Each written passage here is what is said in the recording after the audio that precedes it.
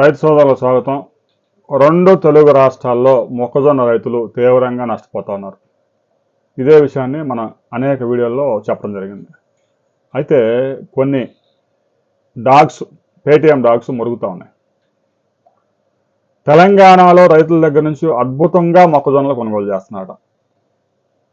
మరి అంత అద్భుతంగా రైతుల దగ్గర నుంచి మొక్కజొన్న కొనుగోలు చేస్తే, మద్దతు ధరకు కొనుగోలు చేస్తే ఏ రైతుకైనా 2,400 రూపాయల మద్దతు ధర దక్కిందా అని మనం అడిగినప్పుడు, నాకు మద్దతు ధర దక్కిందని ఒక రైతు కూడా కామెంట్ చేసిన పాపన పోలేదు. తెలంగాణలో కూడా ఇప్పటికీ అన్ని ప్రాంతాల్లో 1,700, 1,750, కొన్ని ప్రాంతాల్లో అయితే 1,650, ఒకటి రెండు ప్రాంతాల్లో మాత్రమే 1,800 రూపాయల ధర దక్కుతూ ఉంది. మరి రాష్ట్ర ప్రభుత్వం అంత చురుగ్గా కొనుగోలు చేస్తే ఎంఎస్పి ప్రైస్ ఏమైంది? ఆంధ్రప్రదేశ్లో కూడా కొనుగోలు చేయడం లేదు. ఆంధ్రప్రదేశ్లో కూడా 1,700 ఉంది, 1,730 రూపాయలు, 1,710 రూపాయలు. ఆంధ్రప్రదేశ్లో అద్భుతంగా కొనుగోలు చేస్తున్నారని నేను ఎక్కడ వీడియోలో చెప్పలేదే.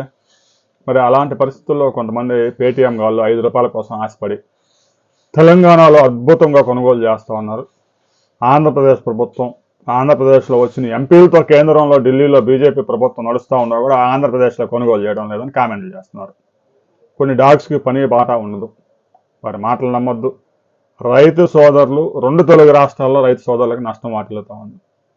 రేవంత్ రెడ్డి ముఖ్యమంత్రి, చంద్రబాబు నాయుడు ముఖ్యమంత్రి ఎవరు అనేది కాదు, రైతులకి నష్టం జరుగుతూ ఉంది అనేదే పాయింట్. అంతేగాని ఈ రైతులకు జరిగే నష్టాన్ని రాజకీయంగా చూసి తెలంగాణలో అద్భుతంగా కొనుగోలు చేస్తున్నారంట. అంత అద్భుతంగా కొనుగోలు చేస్తే రైతులు రోడ్డు మీద పడి ధర్నాలు ఎందుకు చేస్తారు? కామన్ సెన్స్ వాడరు. 5 రూపాయల కోసం ఏ పిచ్చ కామెంట్లైనా పెడతారు. మరలా మనం కామెంట్ చేస్తే దానికి ఇంకా స్పందించరు.